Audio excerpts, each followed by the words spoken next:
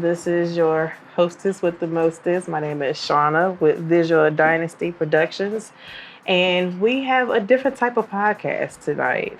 So I'm going to introduce the ladies that I have here with us. Let you start first. I'm Nakara, and I'm a Democrat.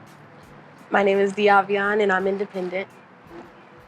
Oh, sorry. I'm Maddie, and I'm Republican. And of course, I am Shauna, and I am Democrat. So let's get started. It's a little deep here. So, ladies, that's my first question to ask you all is, of course, we're past the election now. And of course, Trump is in office. So tell me what you think so far about how the economy is going at this present moment. Who would like to go first? I feel like there's a lot going on. Our tariffs are being raised in other countries and here, which could lead us into a Great Depression, which is really scary, especially for the working class people, because a Great Depression is not going to affect anybody who makes over a certain amount. It's only going to really affect the people who are already struggling to survive. I'm not happy just because I have friends that are really suffering during this time. There's a lot of deportation going on, especially of people that already have their visas to be here and they're being sent back despite working to get here. So I feel like that's not fair, along with a whole bunch of other stuff, but we'll talk about that during the podcast. Yeah, and I'll let you talk. Then I'll speak. Sorry. Okay, so I actually think we're going in a really good direction. I think the country is way stronger than it used to be. Piggybacking off of what has been said so far, as far as people being deported, the only people who have been deported are either illegal immigrants who came here without visas or anything in the first place, or people who have visas. The only reason they're being deported is because they've done things that were illegal here in this country, and illegal includes if they go to a college campus and they're protesting against the United States of America, a part of that policy of them being here on a visa, they're not supposed to do that. So yes, they do get sent back. I know a few people at NC State who got sent back to their country who were here on student visas because of that. So, if there are rules and you know the rules and you break them, you can't have so much what's the word that I'm thinking of? Entitlement. You can't have so much entitlement to think I should be able to break the rules and y'all should have mercy on me because I'm here on a visa. That's my take on it. That's understandable, but there was just a person who was on their way to get their citizenship after he came here on a visa. He came here legally, and they picked him up and detained him to deport him. And his father was trying to fight for him, and they said they didn't care and still took him. Why did they take him? They were raiding trying to pick up illegal immigrants, and they assumed he was an illegal immigrant, and they kept trying to show them the papers, and they did not care. If you don't mind, what's his name? I'm not sure, if I'm being honest. I seen it this morning while I was scrolling through Instagram. Okay. If I can't really speak on it because I don't know the person's name. I didn't see it on the news, Yeah, it's something that just happened recently. Yeah. But if I hear more about it, then I'll reply. Well, you kind of... Okay, so I'm going to say my standpoint because I didn't get to, but that's fine. Of course, I am a Democrat, and I feel like that this economy is on a seesaw at this present moment, because there's a lot of things that a lot of people are being affected, not even just the immigrants, but the people who are actually here, who had businesses, who now can afford to keep those businesses open, or, especially to be able to take care of the family. At this point, it's a lot of up and down. So yeah, that's my standpoint with that. I also want to add, I did mention earlier, that while we're talking, we're discussing, if it kind of gets a little heated, and you're done with that part of the conversation, you can answer the person whatever helps you sleep at night. So you could definitely, that's okay to say that. Okay. As far as I'm going to talk about the illegal immigrants, as you stated, both of you all stated earlier too, that some of them are actually, they've worked very, very hard to get here. And now what they put effort into doing is being stripped away. Yes.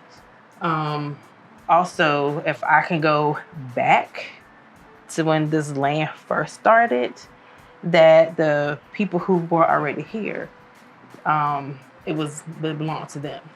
And then you have people who came over and who were illegal immigrants, who were not natural citizens of the United States, which now at the time was called the United States, but who were illegal immigrants who came and took the land from the people who were already living here. And that, I mean, those people their stuff was taken from them. So who are these people where stuff was taken from them? you had what they called the Native Americans, the people who actually lived here. And it was stolen from them? They didn't just all of a sudden just give the land over to. So can just tell me the story of how this happened? I just want to know from you guys, what happened? What occurred that you found out that there were Native Americans here and somebody came over here and stole the land from them? And yeah, and like you said, I agree with you on the United States wasn't even there was no colonies or anything initially when people came over here. So, in the history of the world, actually, people had to disperse and go to lands. And I'm who gave them ownership of the land in the first place? Okay.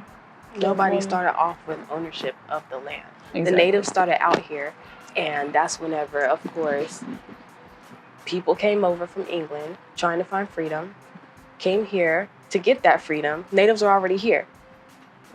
Of course, they started to try to communicate with each other, get to know each other, and they started one-upping the natives who didn't understand everything with their power, their everything that they brought. Do you know what occurred? What happened? I wasn't there, so I won't know everything. Well, based on history taught, that you studied to know what happened, what occurred, for instance, most of us know the story of Harriet Tubman. Yeah. So we know she was a slave and she tried to escape, and we know about the Underground Railroad. That's what I mean. So a common story that is told is about what is his name? Pocahontas. That's a good example. Pocahontas is a very good example for a part of history where it happened with the natives, where her tribe was actually enslaved by the British, and they were raped. They were raped and Pocahontas? enslaved. Yes, Pocahontas. She was an actual princess, a native princess. They came here. I don't think her original name is Pocahontas. I think she has an indigenous name. Mm-hmm. And she was really young. Yeah, she was a teenager. Where'd you learn this from? In history class. It's history. Yeah. You learned about Pocahontas? Yes. In history class? Yes, she's a real woman. Well, and her name is Pocahontas? She did mention that the name that was not Pocahontas. She has an indigenous name. Okay. They started calling her Pocahontas because it was easier for them to say. Okay. So now that you all answered that, I'm going to go back to you with that. So since you're questioning them about what they were my question in history, didn't get answered. So what was your expectation of the answer to the question? No, I asked because she was explaining about how the United States started about, or how it came about, how it was stolen. And I'm just asking what occurred. Well, like you said, they started one-upping Native Americans. So I'm just what is one-upping? Who and what exactly happened? Do you believe happened? You know what I'm saying? Because you said they were one-upping Native Americans. Do you remember the Trail of Tears? I just want to know what, from your perspective, what happened. But she's giving you her perspective, so yeah. No, you're asking me a question. You're not telling me what happened. But she's asking you about, do you remember the Trail of Tears? So that's a yes or no question. I just want to know what happened. Just tell me. Act like I don't know anything. Okay, well, basically, like I told you, they came here, they went up the Native Americans, and by that I mean they started trying to take over. And it showed they were trying to take the land because they're not going back to where they came from. They were trying to make it so that, hey, y'all don't really know much, but we'll teach you some stuff. They started teaching the Native American stuff, but they were also at the same time raping them, doing stuff to them that we don't know about. And killing them off slowly. Not all of them, but we know from history that they were doing stuff that was malice towards the Native Americans during this time. And through time, of course, they took over. The natives were kind of pushed out of their land as time went by, and they were abused, neglected, raped, and all sorts of stuff. It's just history. And Okay. If I can add to that, or did you want to say something before? So I say when something? they came over, they gained their power from getting rid of their chiefs at first, because the chiefs were the lead of power. So they're going to follow whoever's in power. At the end of the day, the natives had no advantage at all against Europeans who are coming over with guns, knives. They made all their weapons. They caught all their food. They were living their own lives, and so they came over and they took that from them.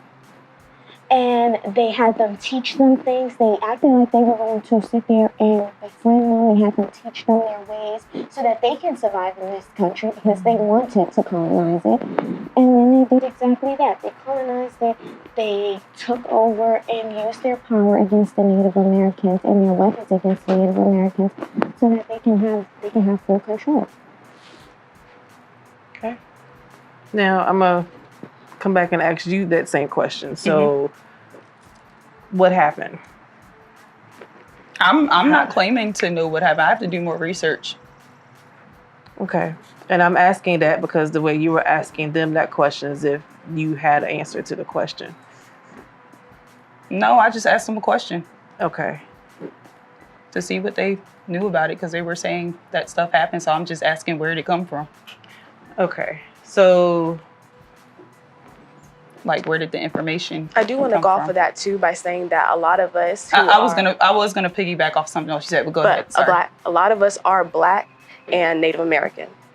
We might be from Blackfoot tribes, from the well-known Cherokee tribes, and that happened because of intermingling. We had both white people who would, take advantage of the natives, but we also had where Black people were here first as well. And from that, of course, a lot of us ended up, falling in love, and there was Native and Black, and then ended up being white, Native, and Black, because they wanted to show their power. And I don't doubt that there was also some white men that did fall in love with natives and vice versa. But with us all most of us having native blood, I still am against the fact that they did come over, colonize, and from that, that's how America came to be. Like, we were born from their colonization, but we're over here against people coming here illegally whenever, that's how we started. It was never legal. There was no legal, there was no illegal. It was just people coming from one country to the next. And we're over here trying to push people out of here whenever that's how we started. That's how we were born. So you think that basically every country in the whole world should, instead of making people go through a process to come here, you think we should just let them come in? I didn't say that. I'm just saying that the ones that did fight to get here, because they did work hard. So who illegally came here and worked hard to get here? Elon Musk came here illegally. He actually came here legally, and then he stayed here illegally. And then he got married so he can stay here legally. And he can build him a fortune by living here. That's been how it's always been. Anybody who has come here illegally or got married to a U.S. citizen, they are now a U.S. citizen. That's always been. Well, do you think it's okay for Elon Musk to be able to stay here, and he stayed here past his visa, taking advantage of? No, he's a U.S. citizen now. Well, do you think it's okay for them to be stripping away birthright citizenship to babies that were brought here as infants? How is he stripping away birthright citizenship? I didn't say Elon was stripping away birthright citizenship. I'm just asking in general. You said, do you think that it's right that he's stripping it away? I didn't say him. I said, do you think it's right that they are stripping away birthright citizenship? Because now birthright citizens can get sent back to countries they've never even been to because they've been here their entire life. Who was born here and has been here their entire life and got sent back? I don't know personally, but that is what is possible now because that is what's Trump just signed a bill on. No, as far as I'm concerned, they are not getting sent back if they've been here all of their life. Now, the people who came here illegally, where they can't prove if the person was born here or not, and they're like super young and they're with their family, like their parents. If their parents brought them here illegally or are claiming that they were born here and came here illegally, it's like, what grounds do you have to say if the person is telling the truth or not? And do you think that they should just separate the families and send the parents back and then keep the baby here? So do you know someone that has been deported and sent back? Yeah, I know people in my neighborhood who have been. You know their names? I mean, I'm not going to give that out, but yeah. Okay, I was just asking because, I mean, we're just reflecting, kind of be even across the board. You did ask her this to give a name. Yeah, this is even, So, and I'm asking that. I'm asking that because she was making comments about they're stripping this away and that away, and I'm just like, well, who stripped that away, and what bill is it where it says that they're going to be sent back if they're birthright citizens and have been here for years? We're not going to know names completely whenever we hear stuff on the media. Well, even if so you got it from the media. Where are you getting your information? Most of my information is kind of firsthand. So there are things that I'm not going to name on the podcast that I do on the side that I don't want to mention right now. But I have a few sources. I mean, we could talk about the Constitution, and I did want to piggyback off something you said earlier, but then we kind of got deep over here with our conversation. But just to finish off, I'd rather not speak on things or put things out there unless we know that it actually happened and it's not just, we just heard a story on the news, because a lot of the news media, they'll just tell their biased opinion about something that happened, not give all of the information, give a piece of the information. They'll tell you without telling you that, they won't tell you that there is a bill, but they'll tell you that these bills are going to make this happen and they could cause this to happen, and it'll make you think, okay, so there's a bill there that does this, but it's not actually a bill there that does this. It's just them pushing their biased opinion about what they want you to think. You know what I'm saying? There's also different types of media where it's that type, which I'm not too fond of, but there's also new outlets where people say firsthand what they went through, and some sources that'll straight up talk to you like, this is happening to me. And most of the time it is facts. Like, they're going through this, they get an outlet to say what's going on, because a lot of reporters want to report on stuff that is going on in our country. Yeah, there's a lot of Jussie Smollett's too. We also have TikTok, we have Instagram, we have more technology than we did back in the day. And that tells us like what's going on in these people's lives. And if we want to talk about stuff that's happened in our lives personally, I have someone that their parent is going through that current stage of deportation. Whenever she's been here for years, she fought to be here because where she came from, I'm not going to say where, they were abusing them, neglecting them, and she was going through a lot of sexual trafficking abuse. And stuff like that, yeah. So her parents brought her here. She lived here for years and years, had her children. Her children, she wanted to have better lives. And they have been living better lives. They've gone to college, they've gotten their degrees, they have good jobs. And now they're trying to send back this woman who's more elderly than she was to a country that she doesn't even know anymore. So sending her back? Yes. Not the children? But I didn't say anything about the children. No, I'm saying, are they trying to send the kids back? No, they're sending her back. Oh, okay. All right. But so, because she came here illegally?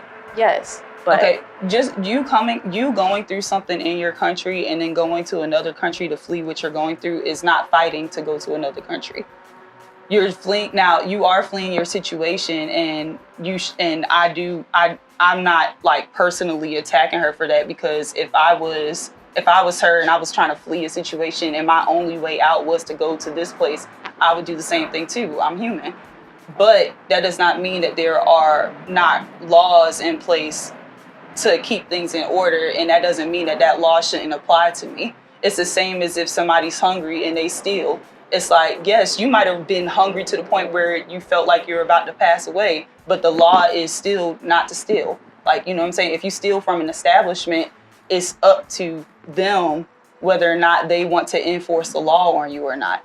So basically what you're saying is that from what I'm getting from you, I don't know if this is what you're saying, correct me if I'm wrong, is that based on the person's situation, we should uphold the law or not uphold the law based on what they're going through. That's not what I'm saying. I'm just giving you something that I've gone through personally and have talked to, because that's what you wanted instead of a media standpoint. Okay. So that is something that I've seen, and I am on her side because she's been here for years. I'm not going to say, hey, because she went through this situation, she should be here. But other people, no. I'm saying that if they really did go through something, why are we here trying to kick them out whenever it's been years of them being here? Why didn't they get them before? They didn't get caught. And then obviously the last people who were in office were just letting them come in. So it definitely wouldn't have happened the past 4 years. Well, if they didn't get caught, then I say, shoot. So if they don't get caught, just let them do what they want. I mean, it's not like they're doing what they want. They're paying taxes. They are living their lives. They are working harder than most of the Americans that are here. And I've seen how there's a lot of, like, for example, Hispanic immigrants. Okay, so I know you said earlier that you wanted to piggyback on what I was saying. Do you want to start back from, pick up from there? Now, right now, I can't because we started talking. That's cool. It's kind of hard to remember exactly what it was, but I do remember there was something that you said, and I wanted to respond to it at the moment, but you were still going, then you started going deep. You started going. It was before you said something.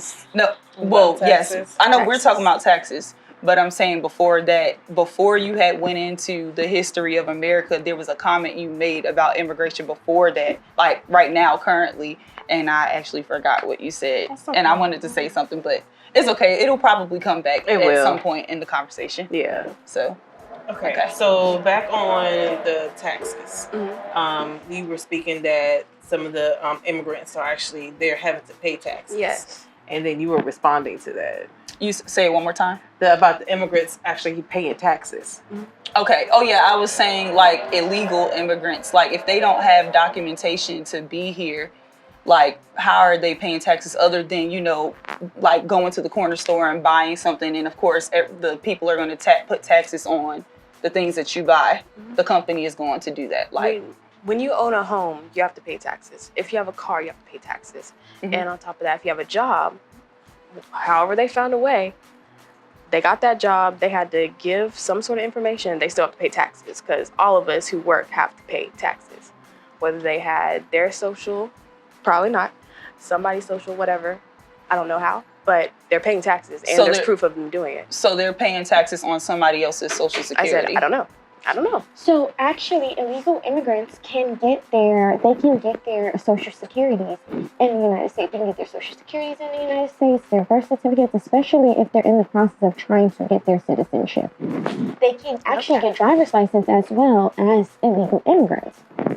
So they can get... in the past 4 years, they've been allotted to do a lot of things that they actually shouldn't be able to do. There are legal immigrants that came here working way harder than them, that actually earned their citizenship here. And in the past 4 years, others have just been able to come over here and not go through any of the work that they went through to be here. And a lot of them think that it's unfair.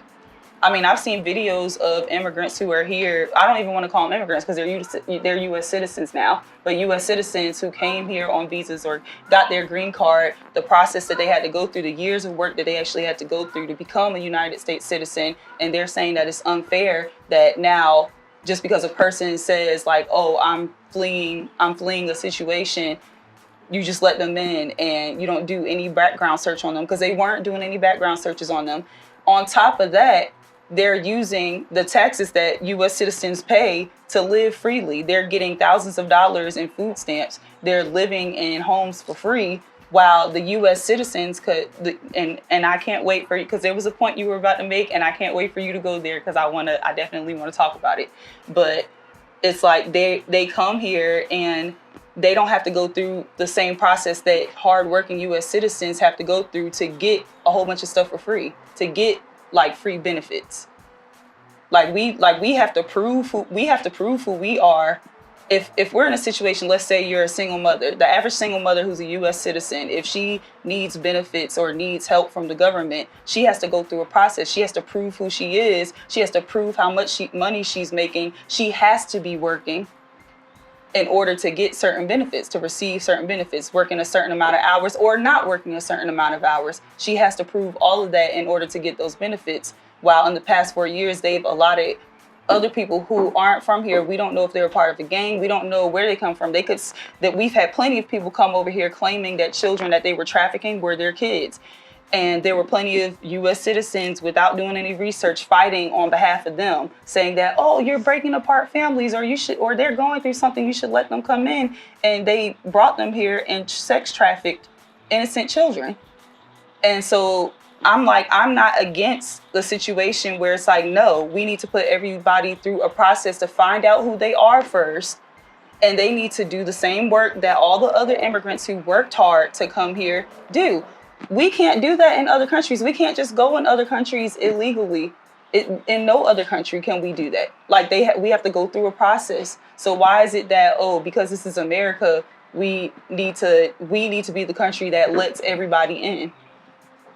There are some countries that do let other people in, like for example, Korea, because North Korea and South Korea, you already know about North and South Korea. Yeah, I know about North Korea. Some of the stuff they have, like they even have like a law for how many babies you have. I don't know if that's widespread Asia or if that's just North Korea.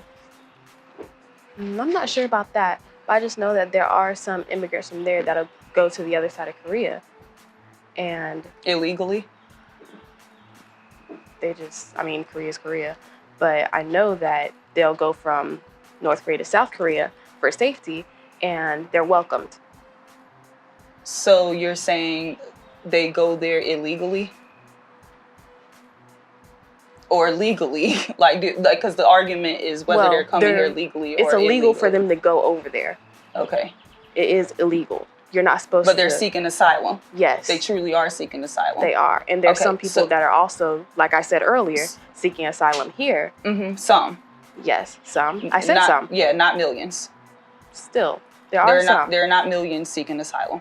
I never said anything about, like. No, I know that, but I'm saying that because that's how many people have been let in the past 4 years. Millions. Not a few people here or a few people there that have a significant situation that they're fleeing from. It's just like 2,000 men walking across the border. Do you think it has been at more one time people in the last 4 years than it has been in the whole entire time? Yes, for sure. For sure.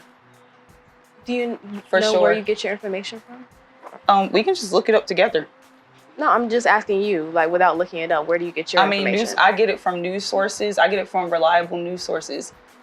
And we literally can look it up. We can look it up. We can look it up right now. So we can look it up. But before we go there, we can look it up right now. Do you want to look it up together? No, I don't want to look it up. So you don't want to know. If I can interject real quickly. So tell me your name again. Diavian, your name. Nakar. Okay. So when both of those ladies mentioned earlier that they got their sources from the news media, you turned around and said that the news media is not always exact of whatever they're come out with. And I still stand on that. Hold on. I still stand on that. And you also said that some news media they're definitely not incorrect, and they talk about stuff that's biased. However, they do. You just answered her question by saying where you got your sources from, the news media. So the news media that you've got your sources from could also be biased. So you can't say that you can't go. Yes, I can. I can still say that. I'm still in agreement with my comment. It can be biased.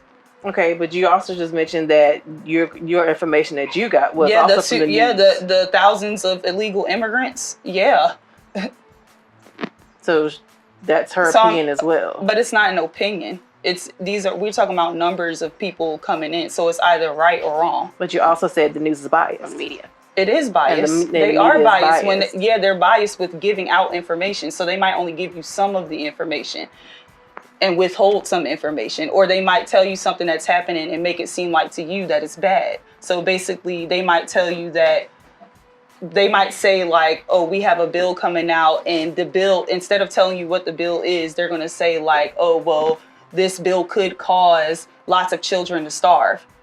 And then if you just listen to that, if you just go based on that, then you'll just be like, oh man, well, this bill that's coming out, you'll tell the people it could cause millions of children to starve. Well, how can it cause millions of children to starve?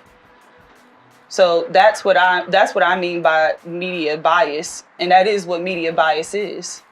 So, and I still agree with that. So it doesn't contradict what I just said, or even it doesn't stop us either from looking up our facts. Like, I'm not stopping you from looking up the stuff that you told me. I don't think there's anything wrong. How do we find out our stuff? By researching. So, and I think it's actually wise to do that, because then we both can look at it together and be like, oh, okay, now we know. Do you feel like the illegal immigrants snuck in, or do you feel like they were let in? Because you kept mentioning in the last 4 years that they were just letting anybody in. So do you feel like they were let in, or do you feel like they snuck in? Because there's a difference. If you are let in somewhere, technically, you were let in. You didn't sneak in. But if you snuck in somewhere, now that's a completely different scenario, because now you are sneaking in illegally. But if now we open the doors and say, come on in, we cannot fault them for coming in if we gave them the open door. Okay, so we have a U.S. Constitution, and so we have rules and regulations in the U.S. Constitution for immigration. Like, we have laws for immigration. So just because the person who's in charge now says we're just going to be lax with the laws does not mean that it's not illegal. It's still illegal. They're just letting you break the rules. So all the work, I mean, I'm sure y'all want it to be like equal amongst all. So it's just like, it's not fair that someone before the 4-year term that we just had, it's not fair that those people worked hard to come in. What would you say to a person who actually worked hard to get here, got their visa legally? What would you say to them if they say, I feel it's unfair that they're letting other people come in without merit? Like, they don't have to go through the same merit process. They can just come in and say that they came here struggling. If I could jump in real quick. Elon did not work hard to get over here. In order for him to get over here, he got married to become a legal citizen. Yeah, and I'm not saying that he's not wrong for coming here illegally, but he's legal. So you can't say anything anymore because he's legally here. But he got married, and that was always a rule. Like, that was never. But you just contradicted yourself. That's not contradicting myself. You just contradicted yourself. I said we have rules and laws, and you should abide by them. And he didn't abide by them initially when he came here, but now he's married, so he's abiding by it. So I can't really say anything to him. He came here if he came here illegally, he came here the wrong way. But now that he's married, which it has always been that way, they didn't say, oh, for you we're gonna make it a rule, and for this person we're not gonna make it a rule. Like, that had always been. He also didn't work hard to do that either. He got married. He didn't work hard to get over here. Okay, but like the other immigrants that have their visas, they worked hard. Okay, and now he's working. Now he's working to help the country be a better place. So I mean, yeah, he is. How do you feel the like Department of Government Efficiency is something that you actually have probably never. Well, no, you've never seen it before, where you actually know where the taxes is going. And where are they going? And where are they going? Where are they going? The money that has been used in the past 4 years, it's been going to other countries to help other countries with their wars and to fund themselves. The governments have been funding themselves. So to make them rich, people who were barely even making 6 figures are millionaires now off of taxes that was claimed to be used to help other countries, but sent to an organization where their relative, well, for instance, Biden's son was the owner of the organization or was the founder of it. And so it went to another country, but the person who owned it was an American. I understand that, and that is wrong. But in the same breath where you're explaining that that's wrong, you also support somebody who also benefits off of the government and benefits off of fraud all the time. And he talks about it all the time, too. How is he benefiting off of it? He's a billionaire because of what he's done, what he's created. So how can he possibly benefit off of this? What did he create that wasn't passed down from his grandfather and his father, who actually worked hard his grandfather who worked hard to get here and worked hard to build their entire legacy? So I'm so confused. If his grandfather is a citizen, he's not a citizen. That's what you're saying. No, I never said that. I said his grandfather fought hard to get here, and he fought hard for everything that they have right now. So he was born here. The whole Trump name being popular. Oh, you're saying Trump, not Elon Musk. No, I'm not talking about Elon Musk. Oh, okay. Yeah, we were talking about Doge, and so I'm like, but go ahead. Understandable. I'm talking about Trump. His grandfather and his father worked really hard for everything that they have right now. And you're saying he didn't put in any work?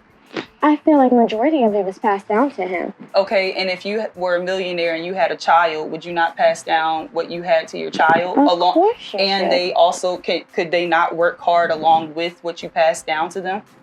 Yeah, but majority of Trump's businesses and stuff end up with him ending up in fraud.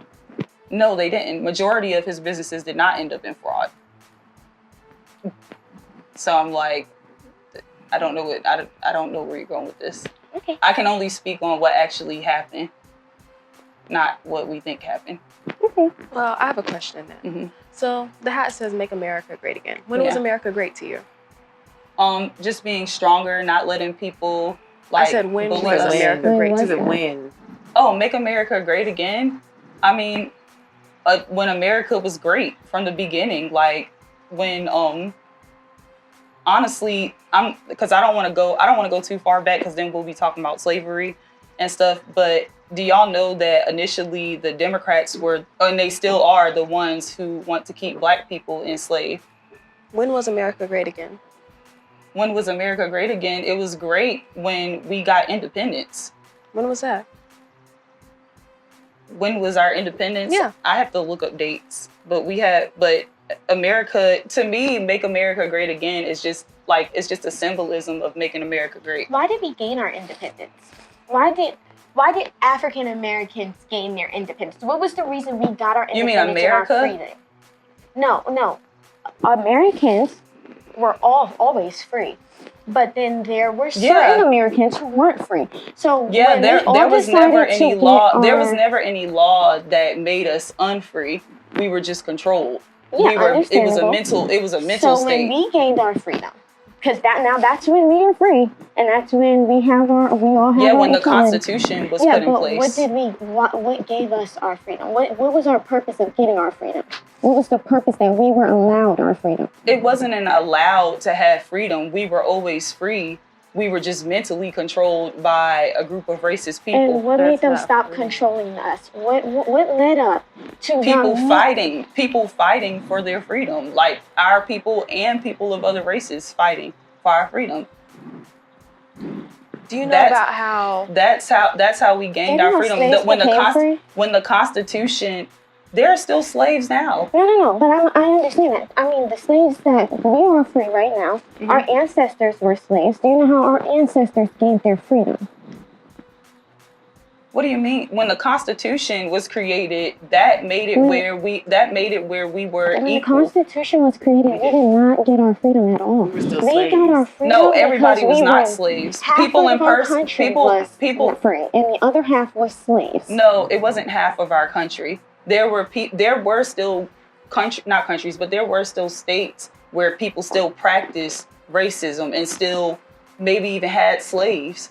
But as far as that's what I'm saying. But as far as the Constitution, it was something that was put in place to create order. And over time, as you can see, who do you know is a slave? Do you feel like the Constitution in the United States ended slavery? I don't think the Constitution. Do I know who was slaves in this country? No. I'm saying, is there anybody today that are currently in the United But States that's not what we're are talking slaves. about. That's a whole different topic. We know we're free. We know that that's we my have country. our freedom. And We're talking about. okay, and You said when we gained our freedom, that's when America was great. when there so was when did we all gain our freedom? We all gained less control over us. We were allowed to have our own peace of mind. There wasn't somebody telling us, "You're gonna wake up in the morning and go pick that kite." So whenever we but got that wasn't everywhere in the United States. It's like important to understand that there was something that was done absolutely wrong. And because it was never everybody's free. But I'm saying that there were people in certain states that were doing something that was not right. So it wasn't like, oh yeah, this is a law in place, blacks are slaves and whites are the ones that are in charge. Like that was not ever a law. They were doing something wrong.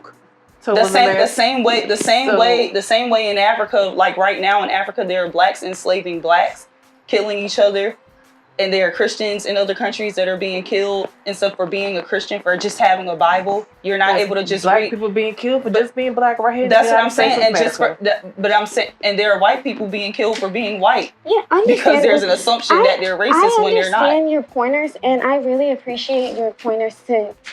Advance, but you're not answering my question. You're not answering why did we become free? Why did slavery end? What made slavery end and get abolished completely?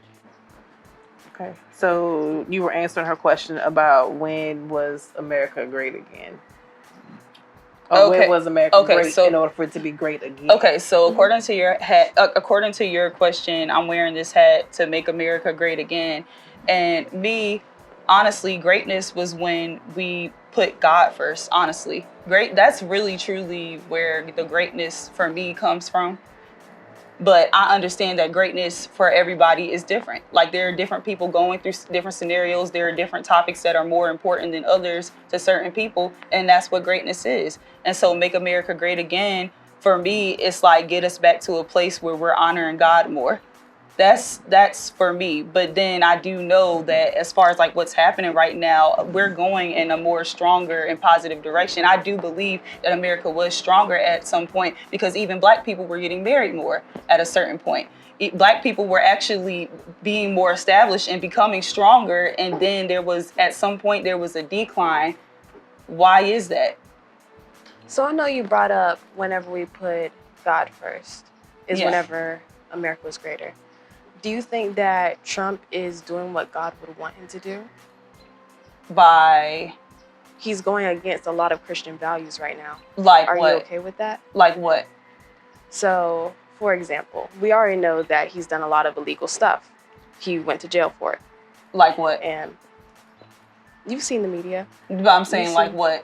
Like I don't want to just throw anything out there. Like I'd like to know what he did illegally. There's a lot of people that go to jail for stuff that they didn't do, or go to trial for things that they didn't do, or even get put in jail and charged for things that they didn't do, and then found out years later that it didn't happen. So I just want to know. We know he went to jail because he's a felon. Do you think it's okay for us to have He went to jail because he's a felon? No, I'm saying we know he went to jail because he's a felon. Do you think it's okay for him? He went to jail. He's a felon. What did he do? That's not the point. It is important because I think that if a man goes to jail and he went to jail for something that he didn't do and was claimed to be a felon, I think that he should have a right to I think he should have a second chance. I think there should be some forgiveness there. You don't think he's a felon? He has 53 felonies. Yeah, doing what? I mean, I know that all this stuff came about when he decided to become president. So I think that's funny. And he actually does a lot than the Democratic Party, especially. He does a lot more honoring God than they do. As a matter of fact, I don't even know. I can't really think specifically of a time. I can't personally where these last people that were just in office actually honored the Lord. The last thing I heard actually was that when there were people that were at a convention, Kamala told them that they not at the right place. And honestly, if God created everything and you know that God is real and you honor him, I wouldn't say that. I wouldn't dare say that over the mic. Praise the Lord if you want to, for whatever reason you're praising the Lord for. You have proof that she said that? She actually said it live. That wasn't like hearsay. That literally was her talking. So was she Now talking? I did see that on the news. I did see that on the news media, and I mean that was her saying it. So it was just kind of like, obvious. Was that so? And I'm gonna let you go back. So that was it a snippet of her saying it wasn't a Or snippet. It was a convention. Was she talking about something and then she went from what she was talking about to tell them? It was a group of people who were in the crowd.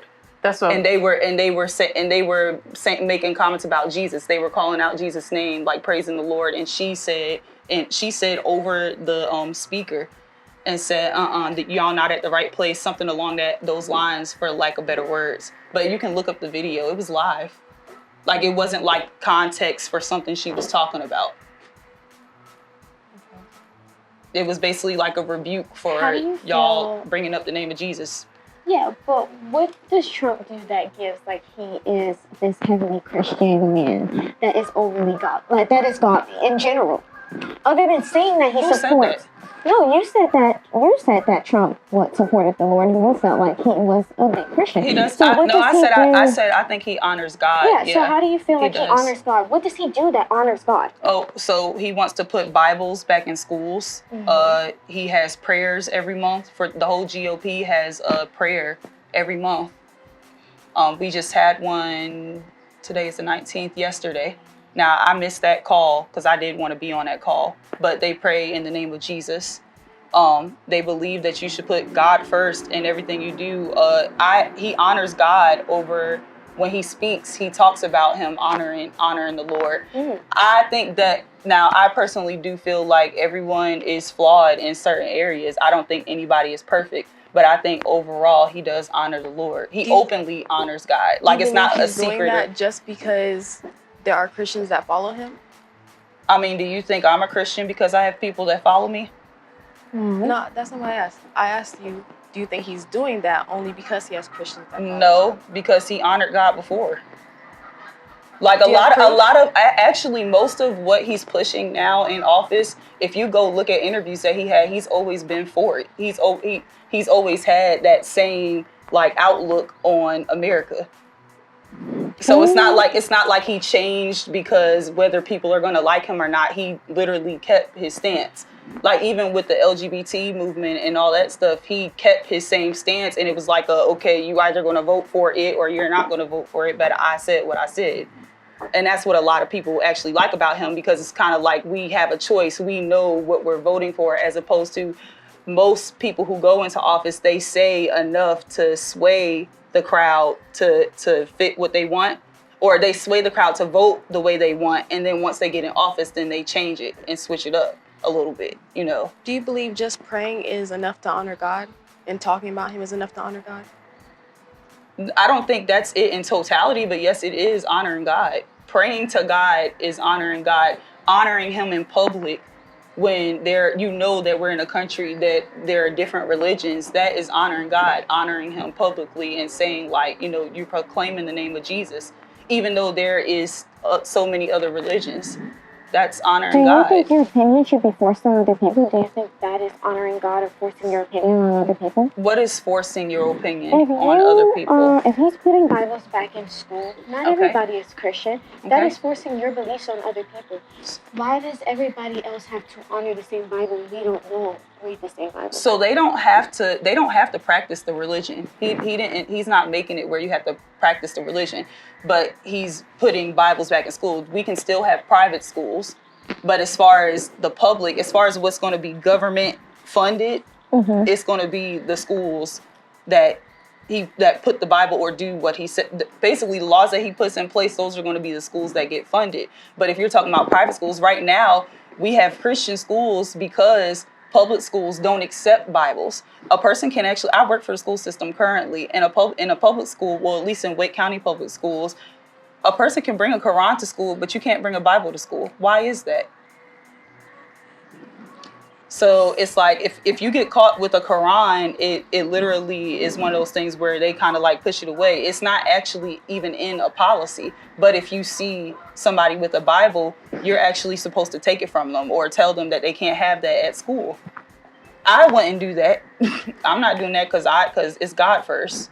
before my job. I've never experienced that because I actually used to take my Bible to school with me, and I never had a problem with none of my teachers or anybody saying anything. I know, and we're in a different time. It's gotten worse. Yeah, but do you think that Bible's being put back in school that's going to promote bullying for other religions that aren't Christian? No, do you think Christian children are going to start? I don't think putting Bibles back in school is going to trigger bullying because the Bible does not promote bullying. So the Bible actually promotes acts of good, godly principles. So if you're not living by the Bible and you're being a bully, then you're just a bully. That has nothing to do with what the Bible promotes. So is it okay for Trump to be a bully? He's a bully. He just lost an $83 million case, defamation case, because he was sitting there bullying and bad-mouthing the girl he sexually assaulted. That hasn't been proven. It actually hasn't been proven. It was a jury that was set up, unfortunately. Is that the U.S. that you want to live in, where they can hire a jury and the whole jury because and then the whole jury, as long as they're one way, if they all think the same way, they can just vote against you? Oh, so he just lost because it's the fact that the jury didn't like him. I mean, if you really look at everything that happened, why did it take so long for them to finally say something? Why did somebody come and say something and claim that it was something that happened years ago, but there's no proof, literally no, you can't prove it, like, as far as bodily, because obviously it's been years. That's number one. But number two, why did you bring it up when he became president or when he's becoming president?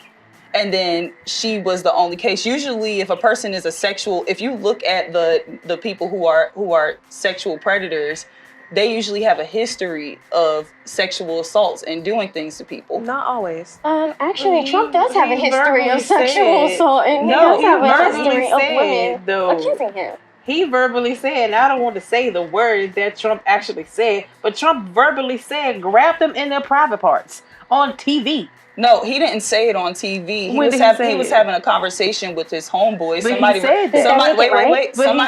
Somebody recorded a conversation, and he said that when you're rich, the women let you do stuff.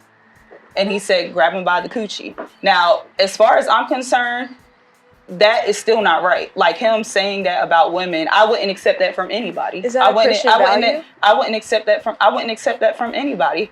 And that was years ago. I wouldn't accept that from anybody.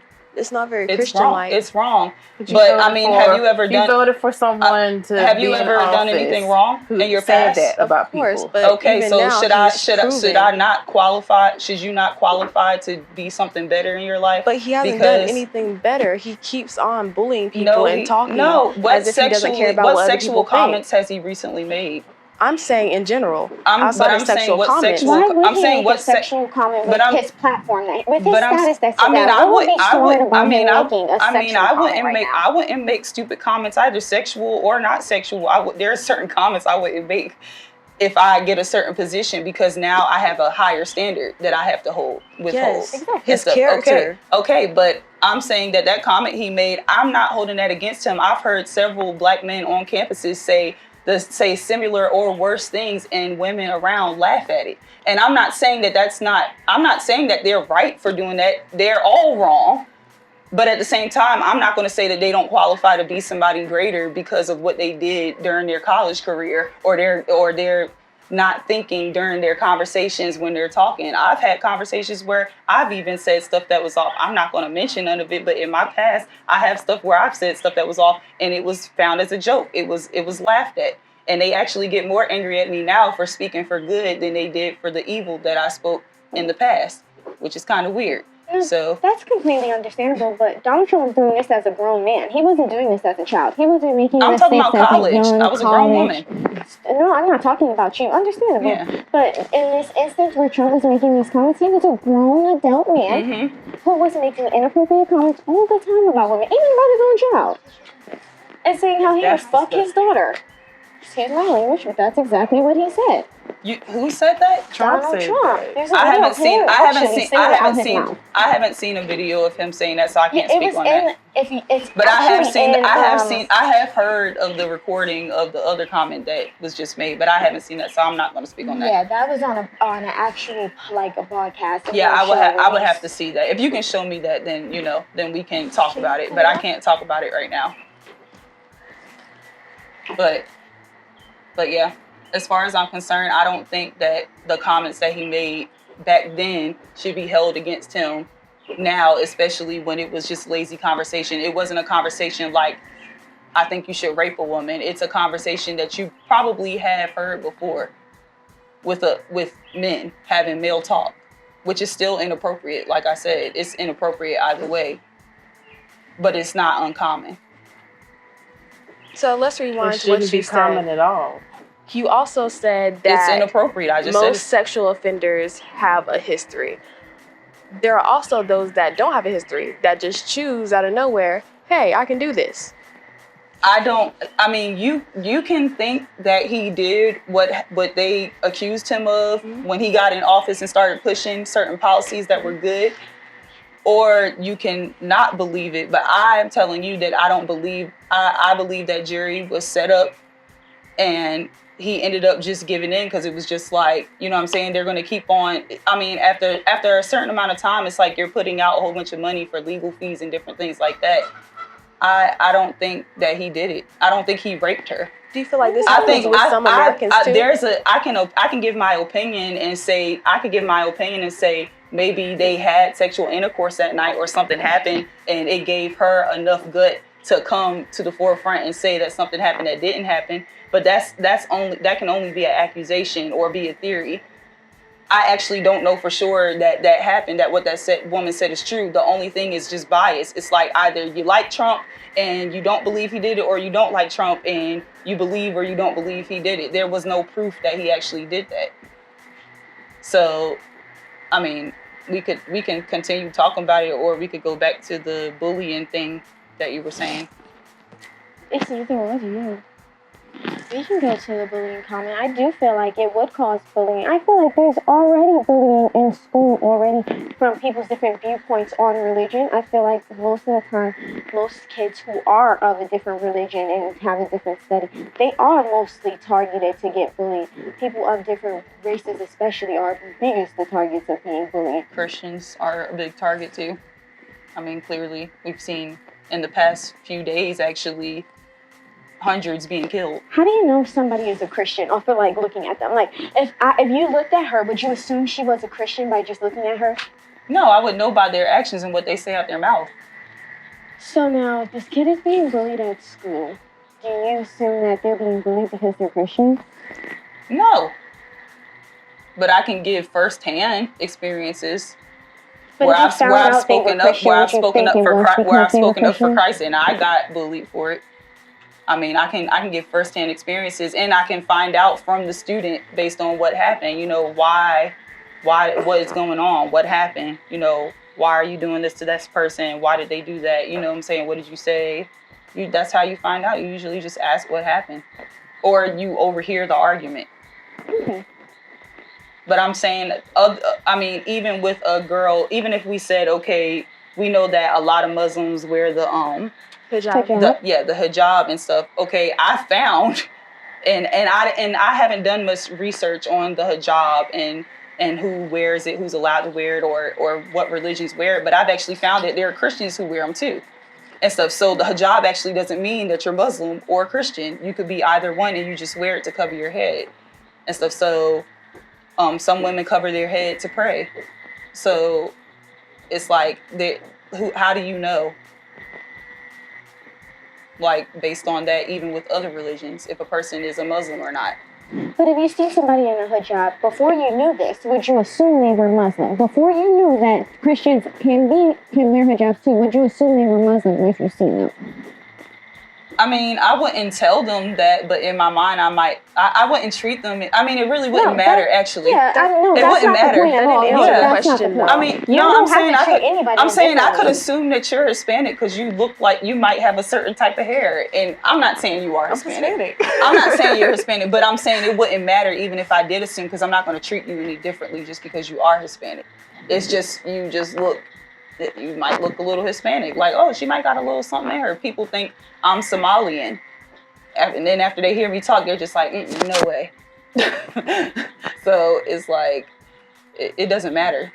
It shouldn't matter what color you are or to be treated a certain way. You should just be treated with respect. But she did ask if you did see them like you, if you saw them, would you assume Yes, they were Muslim? yeah, I said I might, but it doesn't mean, like you said, before I knew what I knew now, would I have assumed? Yeah, before I knew what I knew now, I probably in my mind maybe would assume if I cared enough to assume. Because I never even knew that Christians did wear hijab. Yeah, so that's what I'm saying. That's what I'm saying. That's what I'm saying. It's new information to me. But women who go to Christian churches wear them, and they go to Christian churches. They're Christian and they serve the same Lord that I serve. And there's nothing wrong with it. There's nothing against wearing a hijab. Do you feel like if there was a bunch of Christians in a room and then you came in somebody that was in a hijab and they assumed they were Muslim, do you think that that person would be treated differently because of their beliefs? Because of their beliefs or because of them wearing a hijab? No, because of their beliefs. If they assume that they were Muslim and they're going off of Muslim is their religion, do you believe that they would be treated differently because their religion is different?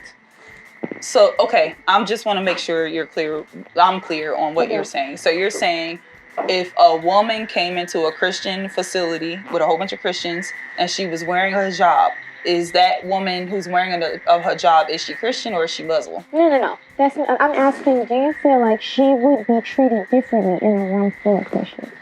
Well, if she's not a Christian and she's coming to a Christian church, 9 times out of 10, she's coming there for a reason, right? Well, I didn't say a Christian church. Okay, well, okay. So you're just saying she's in a room full of Christians and she's just not Christian. I don't think she would be treated any differently. No, well, I don't think that she could, or I can't honestly say if she would be treated differently because I don't know these women. Mm-hmm. But for me, I wouldn't treat her any differently. Hey, friend, how you doing? I don't know her. I don't know anything about her. And even if she's a Muslim, it doesn't mean that she's mean. It doesn't mean that she's not a respectable person. Like, we can learn about each other. I can learn about what she's doing and why she chooses the religion she chooses, and she can learn from me about why I believe what I believe. And it could be a conversation. And, of course, according to the Bible, as a Christian, we're going out amongst and we're trying to win their souls to Christ. So I would kindly talk to her about, the same way she would probably tell me about hers. And that would be it. I don't think anybody should be rude. I don't see why people do that either. Like, I think we can all just learn from each other. Do you feel like your religion is better than her religion, that she should switch over to your religion instead of staying a Muslim? Well, yes, because in my religion, I believe that Jesus Christ is the true and one and only Savior. Like, and that's in my religion. And like I said, we're in our religion, according to the Bible, we're supposed to go out amongst them and tell people about, the life of Jesus and his miracles and why they should be saved, why they should, receive salvation, Now, of course, it's up to the person to do that for themselves. But it's like, I can't force their hand and say, like, oh, if you don't do it, I'm going to kill you.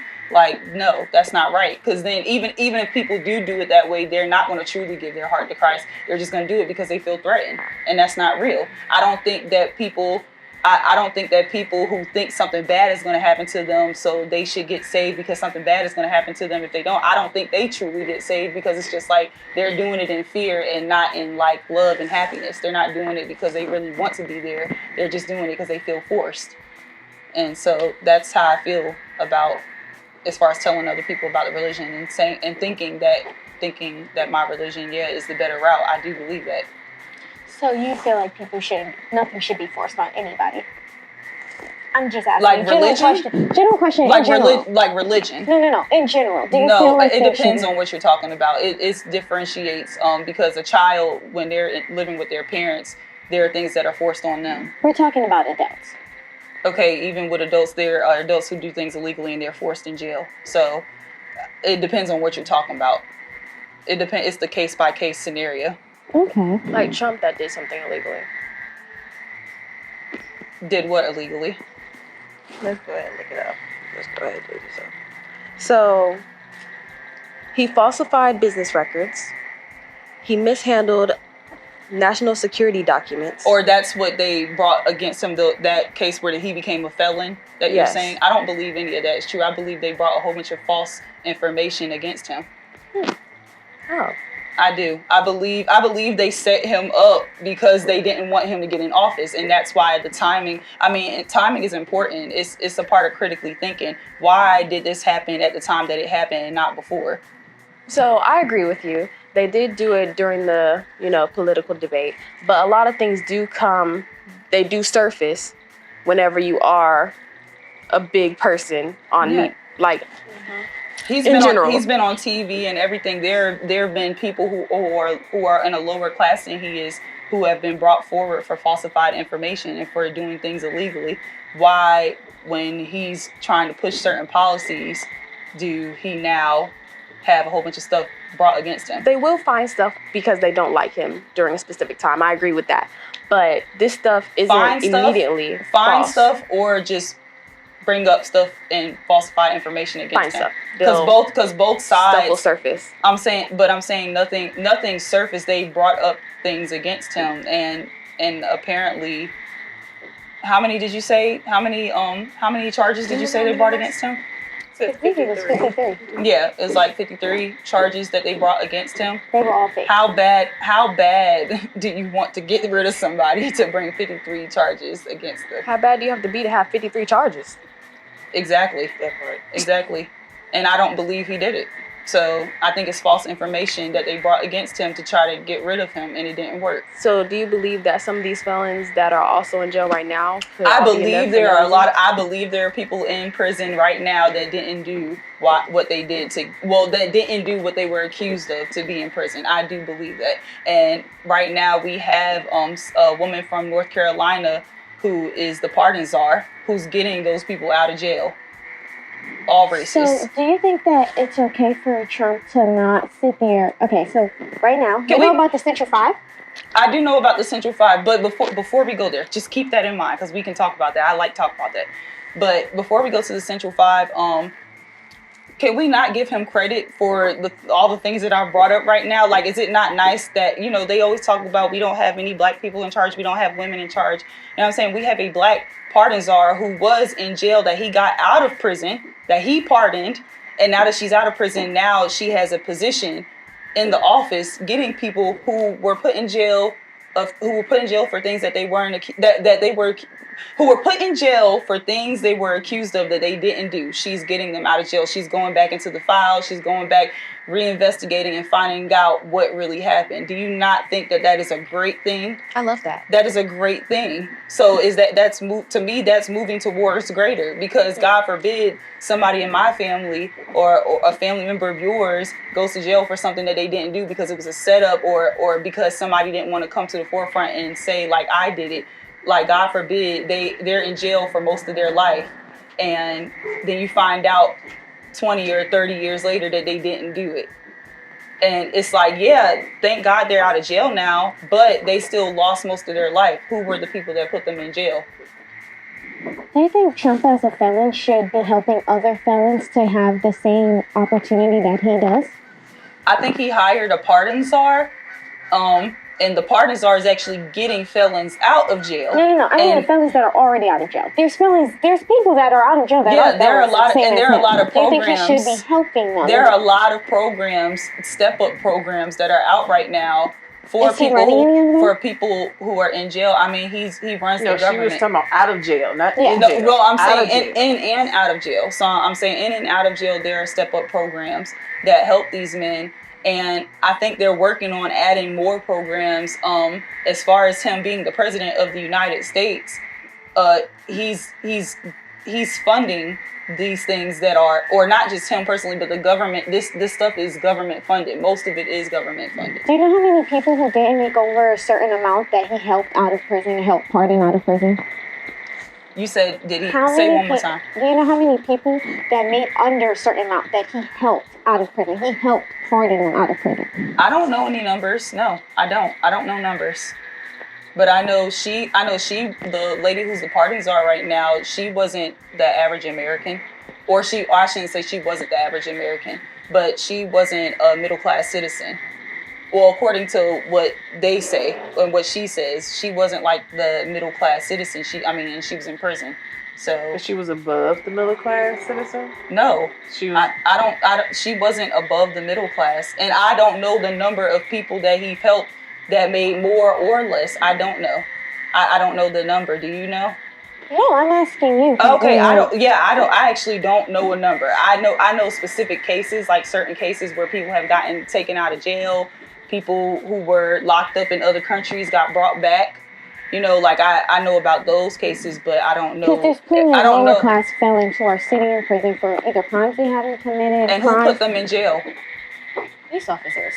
No, but I'm saying, like, who was in office when they went to jail? That doesn't stop him from helping them now. He's in office And now. I'm saying I'm like, if he's working on helping them, I don't understand what the issue is. He didn't put them in jail. No, understandable, but he's pardoning people who are going to benefit him. He's pardoning people who are benefiting him. Who is he pardoning that's benefiting him? Is she not benefiting him by helping him in office? She's working for him in office. She's helping people that are in prison for things that they did not do get out of jail. And that makes him look better. Get the job? Yeah, that does make him look better because he hired her to do that when we didn't have that before. So yes, that might make him look better, but I'm saying if you progress and do things that make the country better or that help other people, it does make you look better. It makes you look like you're helping people because that's what you're doing. So it's not like an idea or like, like I'm going to pretend to help these people but I'm not actually helping them like Biden did. What has he done to help us so far? Help who? Us Americans. Help the people? Yeah. So he closed the borders. Mm-hmm. So we're saving money right now. I just got the text message earlier, but they have something they're trying to push something right now where the American taxpayers get $5,000. And right now, as far as I know, there's just one payment, but I know there's been talk about there being a payment every year where the Americans get paid for the money that they save from the taxes that the DOGE saves in taxes every year. So that right there, I'm pretty sure somebody over here can use $5,000 extra. And that's for working Americans too. So I understand if you're living off the government and using the funding all year long, if you don't get the $5,000, that's understandable because if you're already living off the government and you have free housing and you have food stamps and you have all this stuff, you're not even working for that. You're getting it because of the scenario that you're in. So no, I don't think that you deserve the $5,000. So if I can just jump in real quick. I want to finish. Sorry. I just want to jump in real quick with that because we all been kind of jumping in while other people are talking. So I just want to jump in real quick.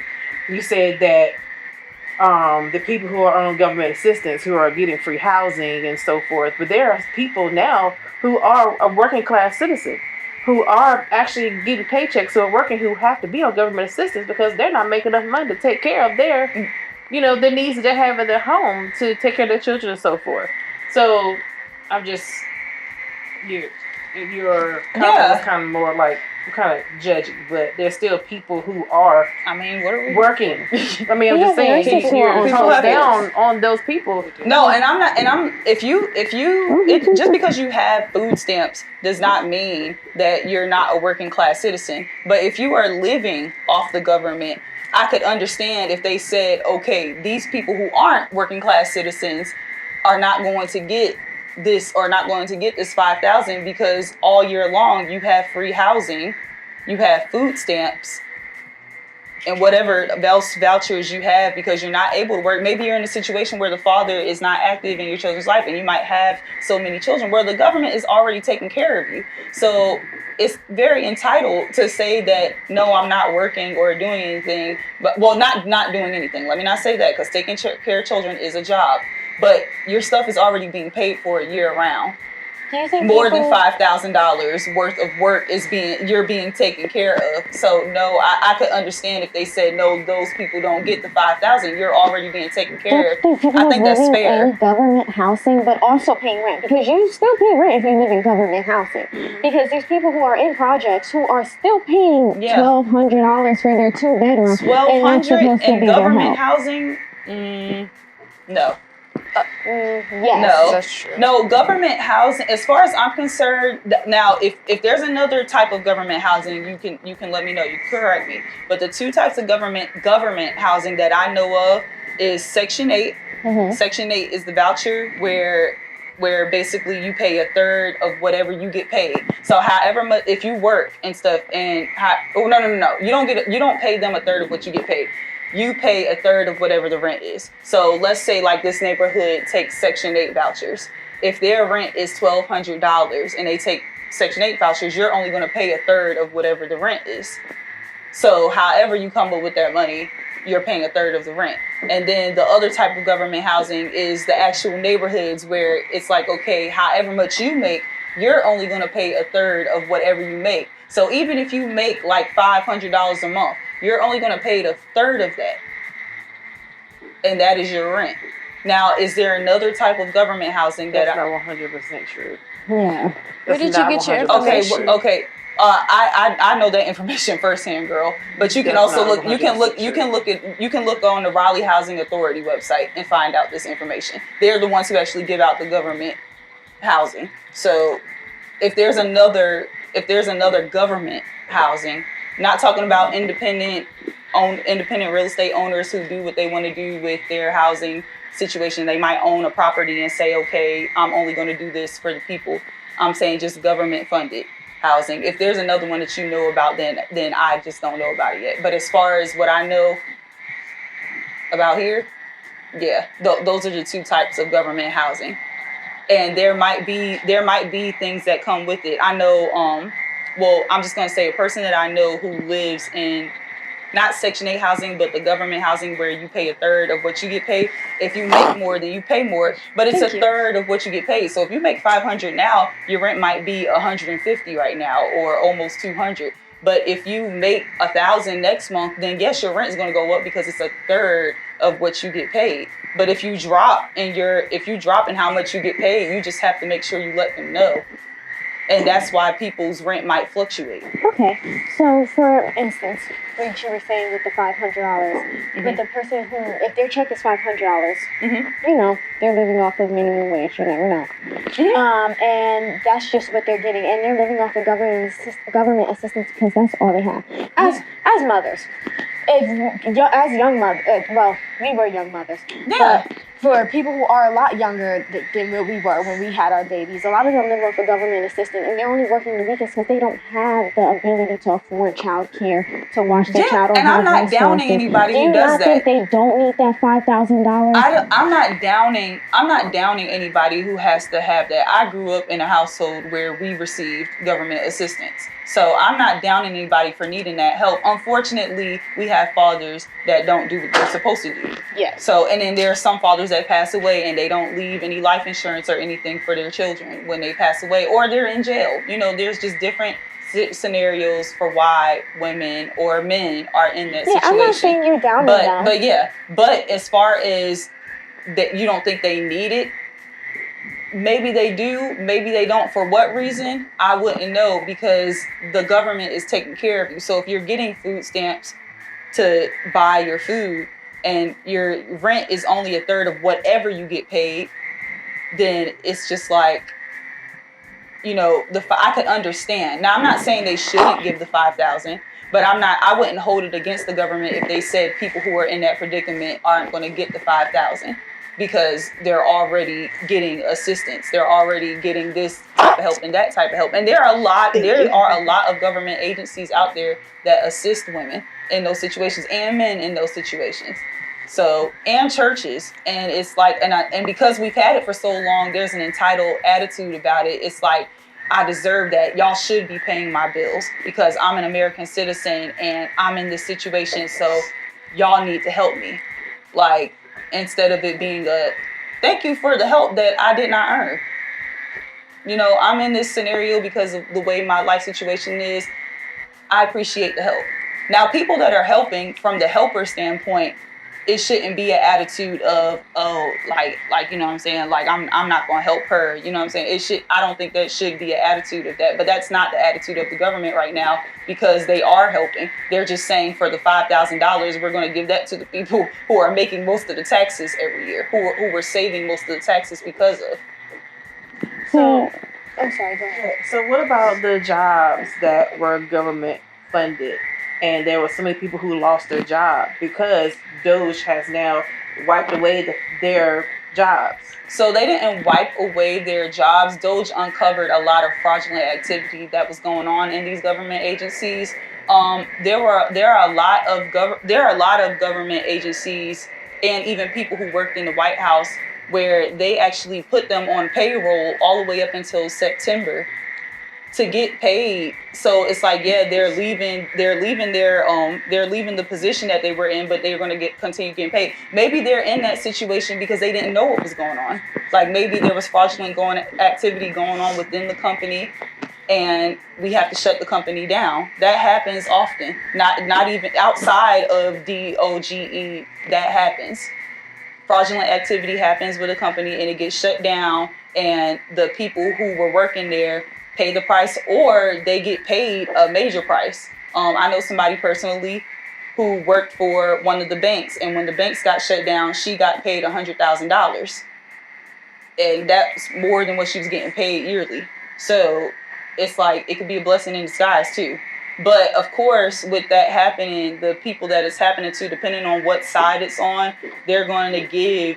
A lot of people are going to give, especially with the media being as biased as it is right now. They're going to give the biased opinion of what's happening. So they're going to say, oh, people are getting fired and losing their jobs, but not explaining that, okay, well, illegal activity was going on, so as a result, now this has to get shut down, or this has to get cut off, or funds were being paid.